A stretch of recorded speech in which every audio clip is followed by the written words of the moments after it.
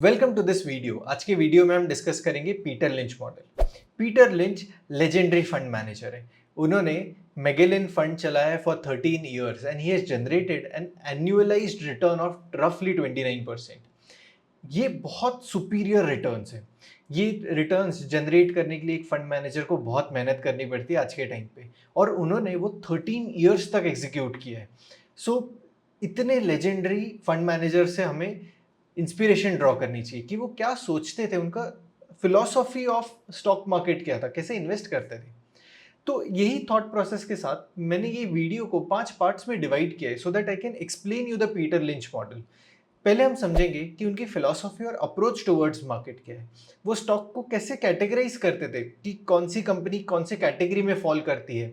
फिर वो स्टॉक को कैसे सिलेक्ट करते थे कि इसमें हम इन्वेस्ट करेंगे या नहीं। उनके क्वांटिटेटिव रूल्स क्या थे कि कौन सी चीज़ें वो देखते थे एक बैलेंस शीट में या उसके फाइनेंशियल स्टेटमेंट्स में। और सबसे लास्ट में ये सारी लर्निंग को लेते हुए हम लास्ट में एक स्कैनर बिल्ड करेंगे। सो ये वीडियो में आगे बढ़ने से पहले अगर आपने चैनल को सब्सक्राइब नहीं किया तो ज़रूर से करिए, बहुत इंटरेस्टिंग वीडियोस बनाते हैं। उसके साथ अगर आपने न्यूज़लेटर को सब्सक्राइब नहीं किया तो ज़रूर से करिए, बहुत इंटरेस्टिंग कॉन्सेप्ट्स लिखते हैं और आपको ईमेल पे भेजते हैं। So now let us begin understanding the model. Peter lynch ये मानते थे कि हर एक कंपनी की एक स्टोरी होती है और वो स्टोरी को समझना ज़रूरी है। वो स्टोरी में कंपनी कितना अर्निंग्स कर सकती है, क्या ग्रोथ हो सकता है, मैनेजमेंट क्या है, मैनेजमेंट का थॉट प्रोसेस क्या है, और उस हिसाब से अगर हम वो स्टोरी के सिंक में हैं तो हमें उसमें पार्टिसिपेट करना चाहिए। और पार्टिसिपेशन का मतलब ये हुआ कि उसमें इन्वेस्ट करना चाहिए और एक पोजीशन बिल्ड करनी चाहिए। अब अपने आप में ये समझना कि कंपनी की एक स्टोरी होती है, उसके कॉर्पोरेट गवर्नेंस है, उसका मैनेजमेंट है, वो क्या सोच रहा है, उसके अर्निंग्स कितने हो सकते हैं, ग्रोथ कितना हो सकता है, तो ये थोड़ा सा कॉम्प्लेक्स हो जाता है। सो टू स्टार्ट विथ वो हमेशा बताते थे कि आप वो कंपनीज को सिलेक्ट करिए कि जिसका आप प्रोडक्ट यूज कर रहे हैं, या तो जहाँ पे आप काम कर रहे हैं, या कोई हॉबी कंपनीज है जिसमें आप पार्टिसिपेट कर रहे हैं। तो वो कंपनीज को देखिए, उनके बैलेंस शीट, उसकी ग्रोथ, उसके अर्निंग्स पोटेंशियल को आइडेंटिफाई करने की कोशिश करिए। अब पीटर लिंच को पॉपुलरली कहा जाता था अ स्टोरी इन्वेस्टर, क्योंकि वो स्टोरी ढूंढने की हमेशा कोशिश करते थे कि एग्जैक्टली वो कंपनी में क्या स्टोरी है, अभी क्या स्टोरी कुक हो रही है, उनमें उनको उसमें ज़्यादा इंटरेस्ट था to identify that. And it's a very good approach कि आप एक कंपनी के साथ फेमिलियरिटी बिल्ड कर रहे हैं और उसके साथ साथ जैसी आप एक्सपेक्ट कर रहे हैं कि कंपनी का क्या ग्रोथ हो सकता है, क्या उसके अर्निंग्स हो सकते हैं, उस हिसाब से उसको स्टडी करके आप उसमें इन्वेस्टिंग करेंगे।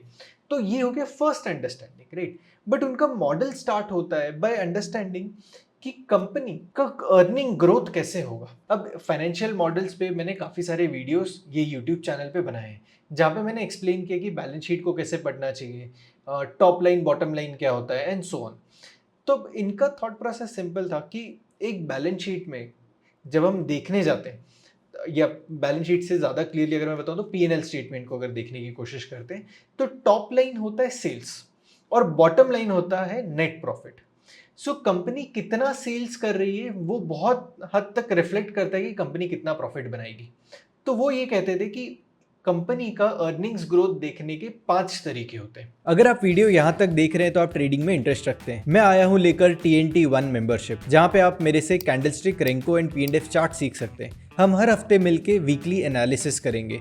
हर महीने कॉन्सेप्चुअल अंडरस्टैंडिंग बिल्ड करने के लिए मंथली कॉन्सेप्चुअल वेबिनार्स करेंगे। अगर आप एक स्ट्रक्चर में मार्केट को मास्टर करना चाहते हैं, then subscribe to TNT1, link is in the description. सबसे पहले होता है कि जो भी कॉस्ट एक प्रोडक्ट का है ना, उसका कॉस्ट मिनिमाइज करने की कोशिश करो। अगर कॉस्ट मिनिमाइज होता है तो भी प्रॉफिट मार्जिन बढ़ जाता है। So cost of good sold उसको कम करो, राइट। सो सबसे पहले अगर आप टॉप लाइन देखेंगे तो वो होता है टोटल सेल्स, फिर उसका नेक्स्ट पार्ट आता है कॉस्ट ऑफ गुड सोल्ड। तो फर्स्ट पार्ट में वो कहते थे कि कॉस्ट ऑफ गुड सोल्ड को कम करने की कोशिश करो, अगर कम हो जाता है तो प्रॉफिट बढ़ सकता है। फिर दूसरा ये कहते थे कि अगर वो नहीं कर पा रहे तो हमें कॉस्ट ऑफ गुड या कॉस्ट ऑफ प्रोडक्ट बढ़ाना चाहिए, उससे भी नेट प्रॉफिट मार्जिन बढ़ जाएगा। अगर प्रॉफिट मार्जिन बढ़ जाएगा तो कंपनी ज्यादा अर्निंग करेगी। तो अर्निंग्स का एट द एंड मतलब ये होता है कि कंपनी कितना प्रॉफिट जनरेट कर पा रही है। Higher the profit better it is.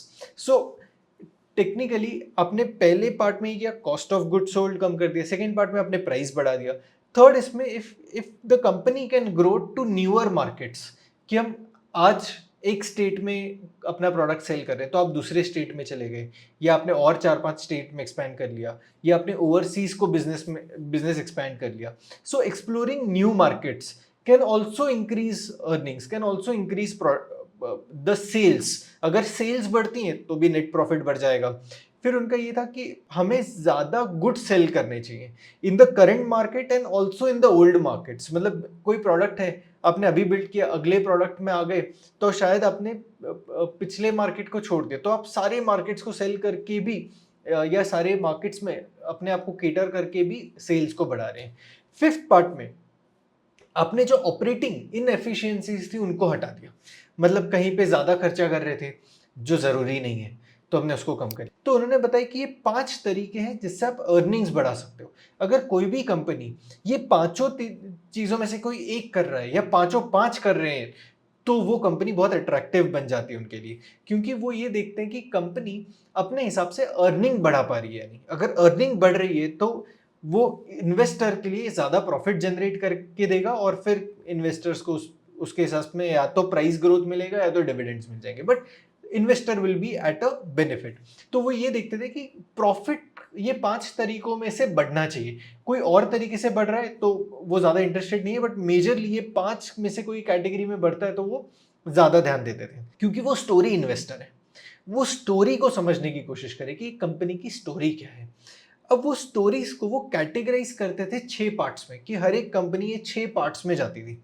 तो सबसे पहले वो बोलते थे कि स्लो ग्रोवर्स कंपनी है. स्लो ग्रोवर कंपनीज वो होती हैं जो बहुत बड़ी है, धीरे धीरे ग्रो करती है, बट इतना अच्छे से ग्रो करती है कि जीडीपी से तो ज़्यादा ही ग्रोथ हो रहा है. Let's say India's GDP is at a growth rate of 7.5%. So if a company is growing higher than the GDP, then it is a good company based on Peter Lynch model. और good मैं इसलिए नहीं बोलूंगा, वो उसको slow grower company में categorise करते थे. अगर आप इसको लॉजिकली देखेंगे तो निफ्टी 50 एक तरीके से जीडीपी ग्रोथ को रिफ्लेक्ट कर रहा है.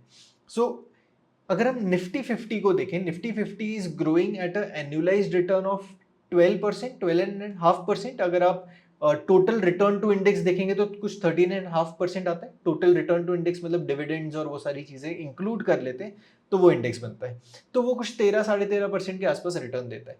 तो अगर आपकी कंपनी उससे ज्यादा स्पीड में ग्रो कर रही है तो you are beating GDP, right. सो मैं ये जीडीपी ग्रोथ को इस तरीके से देख रहा हूँ कि companies which are outperforming the benchmark. क्योंकि एग्जैक्ट जीडीपी ग्रोथ को देखना थोड़ा सा डिफिकल्ट हो जाएगा कि हर एक कंपनी 7-7.5% से शायद ग्रो ही कर रही होगी. तो मैं ये इसको मैंने अभी अपने कॉन्टेक्स्ट में ले लिया कि निफ्टी से तो बेटर रिटर्न्स कंपनी दे रही है. दूसरे जो स्टॉक्स थे वो स्टॉलवर्ट्स कंपनीज हैं. स्टॉलवर्ट्स वो कंपनीज हैं जो 10 से 12% पे ग्रो कर रही हैं ऑन देयर अर्निंग्स, कि हर yearly earnings are growing by 10 to 12%. फिर नेक्स्ट जो कैटेगरी थी वो फास्ट ग्रोवर्स है, companies which are growing extremely fast, so their earnings are growing at 20 to 25%. अगर आप इंटरेस्टिंगली देखें तो उन्होंने हर एक को ग्रोथ, अर्निंग्स ग्रोथ के हिसाब से डिवाइड कर लिया. तो पहले हमने देखा कि 5 तरीके से अर्निंग्स बढ़ सकती हैं, फिर उन्होंने सेकंड स्टेज में आके देखा कि अर्निंग्स को भी कैटेगराइज कर रहे हैं. फिर फोर्थ है सिक्लिकल, कि कंपनीज जिनका साइकिल है ऑफ अर्निंग्स, फिर एक साइकिल है कि जिसमें अर्निंग्स नहीं है, फिर वापस से साइकिल अर्निंग का रहा है, फिर एक साइकिल है जहां पे अर्निंग का नहीं है. तो बट ये प्रेडिक्टिव होना चाहिए कि ये कंपनी अभी प्रॉफिटेबल साइकिल में चल रही है, फिर ये प्रॉफिटेबल साइकिल से छोड़ के फिर एक बैड फेज में आ जाएगी, फिर एक अच्छे पार्ट में आ जाएगी. तो सिक्लिकल स्टॉक्स कौन से, उनको वो कैटेगराइज करते थे. फिफ्थ, टर्न अराउंड स्टॉक्स, कि कंपनीज जो अभी अट्रैक्टिव नहीं लग रही है, बट अगर उसमें कोई टर्न अराउंड हो जाए, वो शायद प्रोडक्ट नया बदल दे, नए मार्केट में वेंचर आउट कर लें, कोई मैनेजमेंट बदल जाए कि अभी तक मैनेजमेंट अच्छा नहीं था बट शायद अब मैनेजमेंट आ जाए तो कंपनी और अच्छा काम करे, तो एक टर्न अराउंड स्टोरी ढूंढने की कोशिश करते थे कि अगर इसमें से कोई एक कैटेगरी में कंपनी आ रही है और वो टर्न अराउंड का रीजन बन रही है तो उसमें वो ग्रोथ देखने की कोशिश करते थे. सिक्स्थ, एसेट अपॉर्चुनिटीज कंपनी, मतलब वो कंपनीज जहाँ पे एक फाइनेंशियल एनालिस्ट ने उसके एसेट्स को अच्छे से वैल्यू नहीं किया है और अभी वो एसेट सारे डिस्काउंट पे चल रहे हैं, तो हमें वो बहुत एट अ चीपर रेट वो एसेट्स मिल सकते हैं. सो उनका ये थॉट प्रोसेस था कि जो एसेट रिच कंपनीज हैं बट अभी अच्छे से वैल्यूड नहीं है, वो कंपनीज इस कैटेगरी में आती थी। तो उन्होंने 6 तरीके से कंपनीज को कैटेगराइज कर लिया। पहले तो ये देखा फर्स्ट पार्ट में कि अर्निंग्स कहाँ से बढ़ रही हैं, तो 5 तरीके अर्निंग्स बढ़ने के, और अर्निंग्स बढ़ रहे हैं तो वो ये 6 में से कौन से टाइप की कंपनी है। तो ये एक उनको आइडिया देता था कि किस तरीके की कंपनी में वो पार्टिसिपेट करेंगे अभी। अब नेक्स्ट ये आ गया कि ये सारे जो रीजंस थे या सारे जो रूल्स बने वो क्वालिटेटिव रूल्स है, कि इसको आप क्वांटिफाई नहीं कर सकते, क्वालिटेटिव रूल्स है कि ये अच्छा है बुरा है, ये मुझे लग रहा है ठीक है, ये मुझे लग रहा है नहीं ठीक है, तो वो वाले रूल्स हैं, ठीक है। बट इसका क्वांटिटेटिव रूल्स उन्होंने कहा कि सिर्फ क्वालिटेटिव रूल्स के हिसाब से हम एक स्टॉक में एंट्री एग्जिट इसको नहीं समझ पाएंगे। हालांकि स्टोरी तो है, क्योंकि वो स्टोरी इन्वेस्टर हैं, तो वो स्टोरी को देख रहे हैं कि कंपनी में किस तरीके की स्टोरी अभी बन रही है। बट साथ में उन्हें कुछ क्वांटिटेटिव डेटा भी वो ट्रैक करते थे, उसमें से एक इंपॉर्टेंट डेटा था अर्निंग्स का। बट उन्होंने आगे जाते हुए 7 ऐसे रूल्स बताए हैं कि जिसमें वो क्वालिटेटिव डेटा को देख रहे हैं। तो सबसे पहले वो देखते थे कि कंपनी ईयर ऑन ईयर उनका अर्निंग्स ग्रोथ हो रहा है। अब ये अगर आप देखेंगे तो पहले हमने अर्निंग्स ही डिस्कस कर रहे हैं कि ईयर ऑन ईयर कंपनी का अर्निंग ग्रोथ है, यानी मतलब कल एक कंपनी ने पिछले साल 100 रुपये बनाए तो इस साल 100 रुपये से ज़्यादा बनाए हैं, यानी वो देख रहे हैं वो, और उसका ग्रोथ कितना है। So earning growth was one of the parameter. अगला है कि ईयर ऑन ईयर अर्निंग बढ़ रही है और उस इसमें अर्निंग्स का रेट क्या है। So second condition is about earnings rate. So पहले आपने लिया year on year company grow कर रही है, नहीं तो ईयर ऑन ईयर अर्निंग्स आ गए। सेकेंड इसमें आ गए अर्निंग्स ग्रोथ कितना हो रहा है, कि कितने रेट से कितने रेट से अर्निंग्स बढ़ रही है। फिर प्राइस टू अर्निंग रेशियो वो चेक करते थे, just to have an anchor कि अभी जो प्राइस ट्रेड कर रहा है वो कितना ओवर वैल्यूड है, कितना अंडर वैल्यूड है। Fourth rule was again based on PE. वो ये चाह रहे थे कि वो उस स्टॉक में पार्टिसिपेट करें जो इंडस्ट्री पीई से तो कम ट्रेड कर रहे हैं। फिफ्थ रूल ये देखते थे कि अभी का जो पीई है वो हिस्टोरिक 5 ईयर पीई का जो एवरेज है उससे कम है। मतलब, और ये पी बहुत इंटरेस्टिंग कॉन्सेप्ट बन गया है, क्योंकि प्राइस डिवाइडेड बाय अर्निंग्स पर शेयर, तो प्राइस ऑफ दैट स्टॉक मतलब which is current market price divided by earnings पर शेयर, ये आपको दे देता है पी रेशियो। कम होने का सिर्फ एक ही रीजन हो सकता है, वैसे तो बहुत सारे रीजन हो सकते हैं, बट पीटर लिंच के मॉडल के हिसाब से ये एक रीजन हो सकता है कि अगर अर्निंग्स बढ़े तो पी कम हो जाएगा, और पी कम हो जाएगा तो वो अट्रैक्टिव हो जाएगा। वो प्राइस को इतना नहीं देख रहे हैं, वो अर्निंग्स को ज्यादा देख रहे हैं। अगर आप देखोगे सारे उनके किताब में उन्होंने अर्निंग्स के बारे में ज्यादा लिखा है। इसका मतलब ये एक चीज हो गई कि पी रेशो वो अर्निंग्स के पॉइंट ऑफ व्यू से ज्यादा देखने की कोशिश कर रहे हैं। और अब मैं जैसे ज्यादा फंड मैनेजर्स को पढ़ने की कोशिश कर रहा हूँ, बहुत सारे फंड मैनेजर्स हैं जिसके ऊपर हम आने वाले कुछ सेशन में या कुछ वीडियोस में हम इसकी बातचीत करेंगे कि कौन से इन्वेस्टर्स हैं, उनका क्या मॉडल है, जिससे हम आज पीटर लिंच मॉडल को डिस्कस कर रहे हैं। मेरे को एक चीज़ हर एक में कंसिस्टेंट और कांस्टेंट दिखी, वो ये है कि सारे फंड मैनेजर्स अर्निंग्स को बहुत ज़्यादा इंपॉर्टेंस देते हैं। वो ये चाहते हैं कि कंपनी का ईयर ऑन ईयर अर्निंग कितना हो रहा है, उसका अर्निंग्स ग्रोथ कितना है, और उसके साथ में उसका पेग रेशियो कितना है। जो पीटर लिंच छठा रूल यूज करते थे कि PEG ratio should be less then 1। उनका ये मानना था, और पेग रेशियो का जो कैलकुलेशन होता है वो भी वही होता है कि your price to earning vis the growth of the company और growth of the earnings growth, तो उसको पेग रेशियो कहा जाता है। अब पेग रेशियो का मतलब क्या होता है कि अभी का जो प्राइस है डिवाइडेड बाय अर्निंग्स ग्रोथ, अगर आप ये कर दोगे तो आपको पेग रेशियो आ जाता है। इसका मानना ये है कि प्राइस अगर वहीं के वहीं रहे, या अभी जो करंट मार्केट प्राइस है वो रहे, और उसके साथ अगर हम अर्निंग्स के साथ अर्निंग्स ग्रोथ को अगर डाल दें, अभी वो पी रेशियो क्या होगा और क्या वो अट्रैक्टिव है या नहीं, वो चेक करते थे। अब पेग रेशियो का सिंपल मतलब ये होता है कि PEG ratio of 1 is company is valued at par, मतलब जितना उसका ग्रोथ लग रहा है उस हिसाब से कंपनी का अभी जो करंट मार्केट प्राइस वो शेयर का है ना, वो सही है। 1 से ज्यादा मतलब एक्सपेंसिव, 1 से कम मतलब अंडर वैल्यूड। पेग रेशियो इस पॉइंट ऑफ व्यू से देखा जाता है। अब पेग रेशियो का एक सब्जेक्टिविटी है। कुछ सॉफ्टवेयर जो है वो देखते हैं कि कैसे ग्रोथ कैसे एंटिसिपेट करेंगे। अब पेग रेशियो में तो ये कहा जाता है कि अर्निंग्स को आप एंटिसिपेट करो कि अगले 1 साल में, अगले 2 साल में, अगले 3 साल में क्या ग्रोथ हो सकता है, उस हिसाब से पेग रेशियो को कैलकुलेट करो। तो वो फ्यूचरिस्टिक रेशियो है, but most of the software are unable to do it, क्योंकि हर एक का एंटिसिपेशन अलग होगा।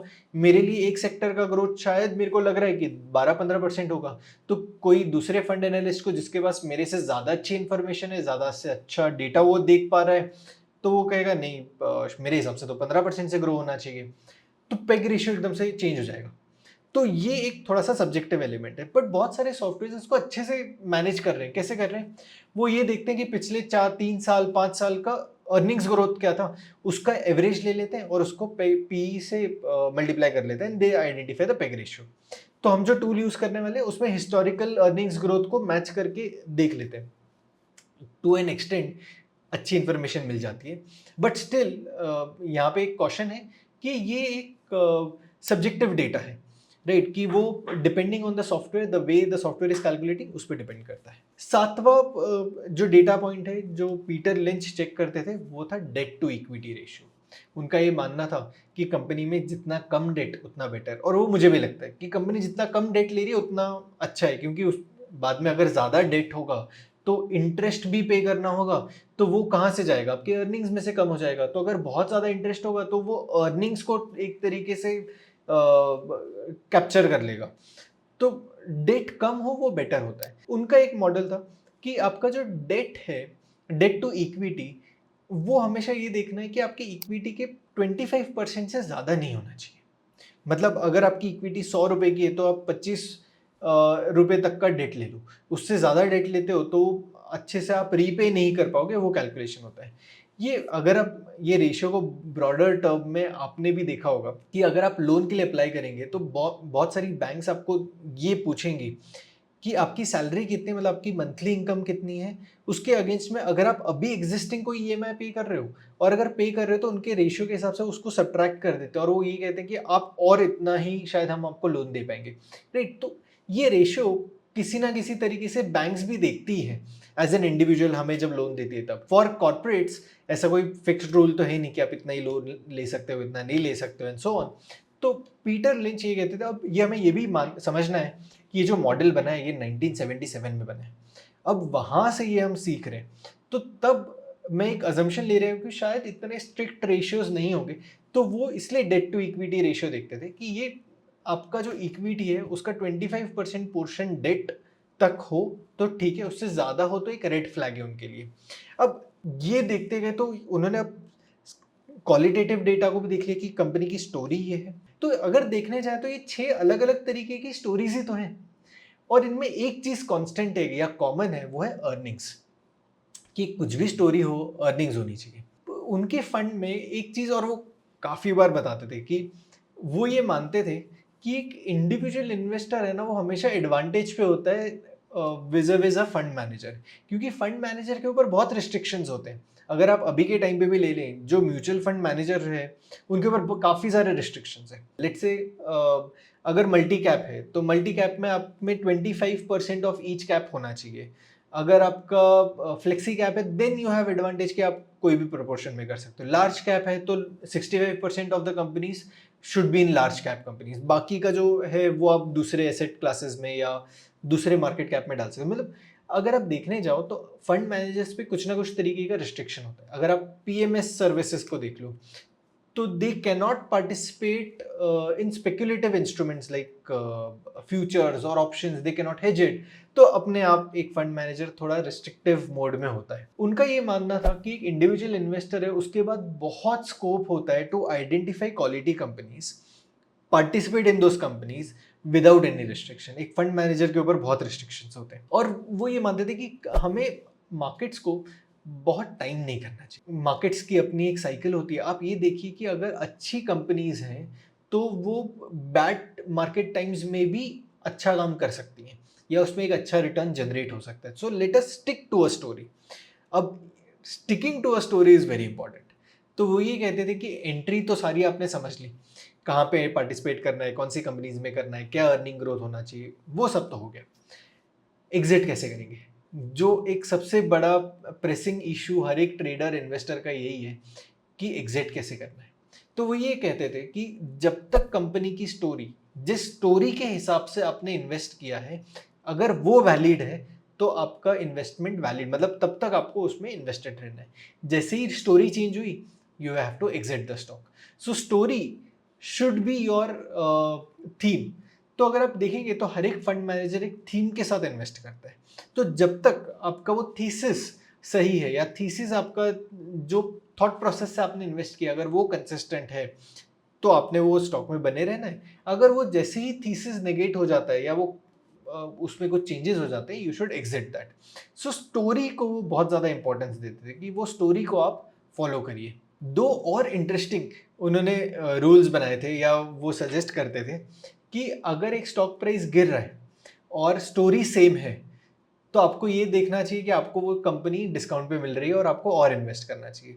सो story should remain same, but if price is correcting is an opportunity to participate. तो एक तरीके से आप एवरेजिंग कर रहे हैं, तो बहुत सारे इन्वेस्टर्स या ट्रेडर्स आज के टाइम में एवरेजिंग को ज़्यादा इंपॉर्टेंस देते नहीं है, और मेरे हिसाब से भी मुझे लगता है कि एवरेजिंग नहीं करना चाहिए। अगर आप ऊपर जाते हुए स्टॉक में पिरामिड करते रहें तो बेटर होता है, बट एवरेजिंग मुझे इतनी अच्छी नहीं लगती। बट पीटर लिंच ये कहते थे कि अगर आपका थीसिस अभी भी वही है, अगर आपने जो स्टोरी पे इन्वेस्ट किया है वो अभी तक कांस्टेंट है, बट स्टॉक प्राइस गिर रहा है, तो आपको ये कंसिडर करना चाहिए कि तो आपको तो डिस्काउंट पे मिल रहा है and you should participate in the stock.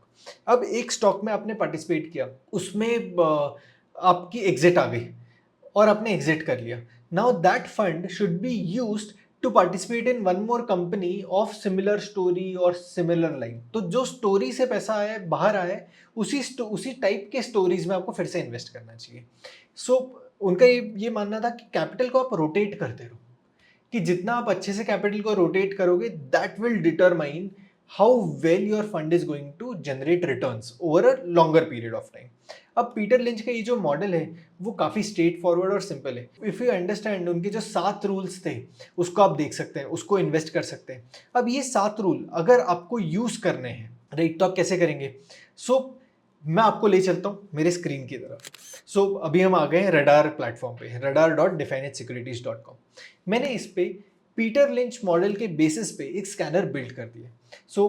You directly have to go to scanners. आप ये स्कैनर्स में आ जाओगे, आपको यहाँ पे आप टाइप करिए TNT और आपको यहाँ पे मिल जाएगा TNT पीटर लिंच मॉडल।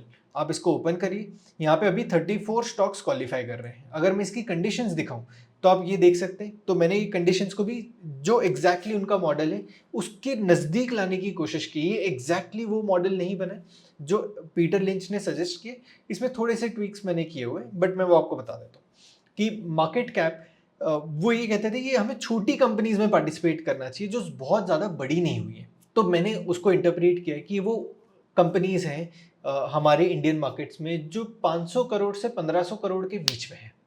इससे क्या हो जाएगा कि हम बहुत हेवी कंपनीज में भी नहीं जाएंगे और बहुत ज़्यादा माइक्रो कैप कंपनीज में भी नहीं जाएंगे कि जो पेनी स्टॉक हो, राइट। तो एक रूल यूज़ कर लिए कि market cap greater than 500 crore and less than 1500 crore, तो हम हाई ग्रोथ कंपनीज को आइडेंटिफाई कर पाए।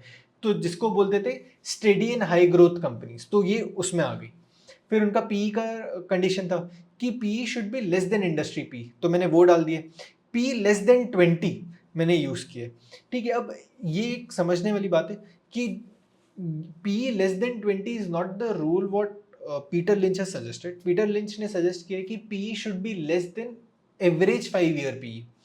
बट एक स्टॉक जब अच्छे ट्रेंड में हो तब उसका P becomes higher than 5 year average P.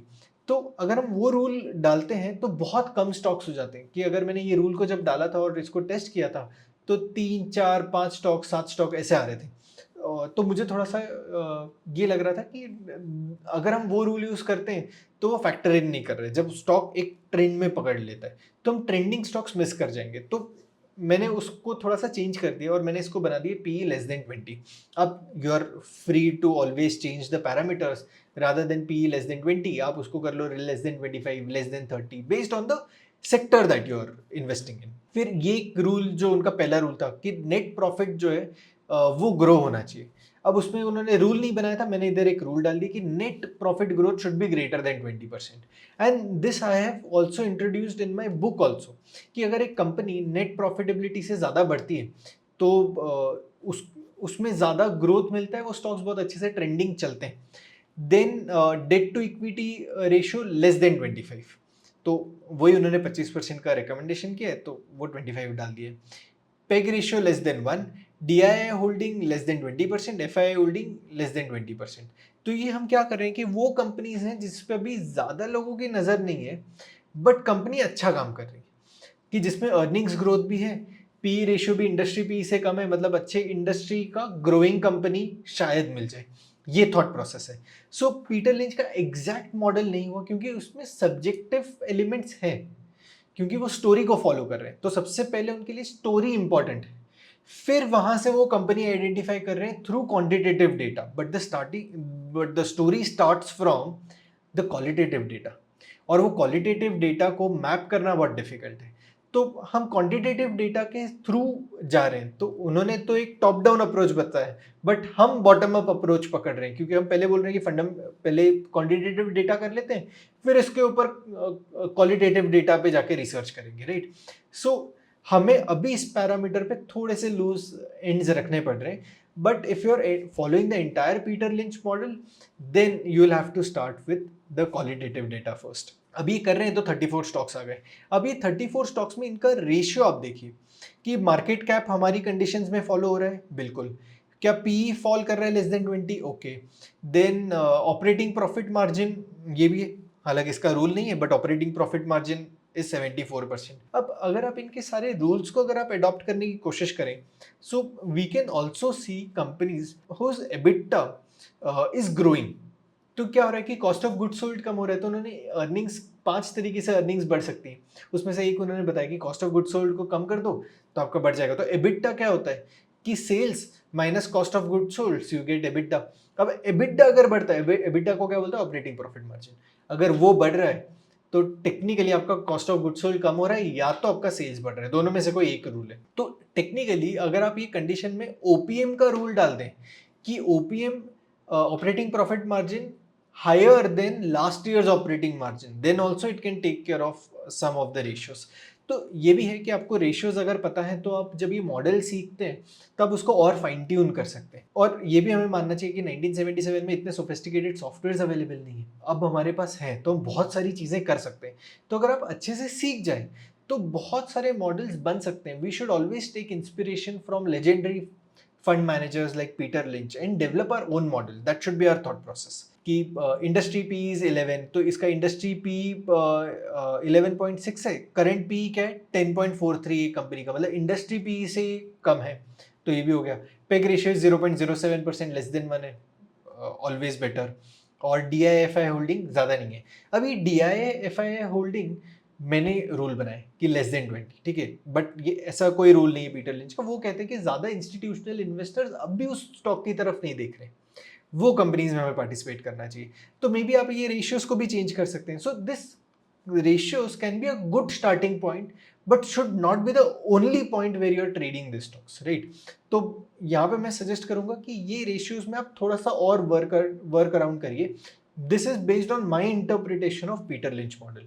और बाय द वे मैंने ये स्कैनर पब्लिक कर दिया, so if you are part of Defined Securities और आपके पास डिफाइनेड सिक्योरिटीज़ का अकाउंट है, तो सिंपल आपको स्कैनर पे जाना है। पब्लिक स्कैनर में जैसे आप यहाँ पे आके अगर आप TNT टाइप करेंगे, you will get all my public scanners, और ये हर एक पे कहीं ना कहीं वीडियो बना हुआ है। जैसे क्वालिटी स्टॉक्स इन कंसोलिडेशन का एक वीडियो बना हुआ है, इम्प्रूव्ड फाइनेंशियल का एक वीडियो बना हुआ है। So you can identify those videos on this channel and you can learn about it. आपको ये वीडियो कैसा लगा मुझे ज़रूर से कमेंट में बताइए। And that's it from this video. My first book anatomy of breakout and pullback trading is out.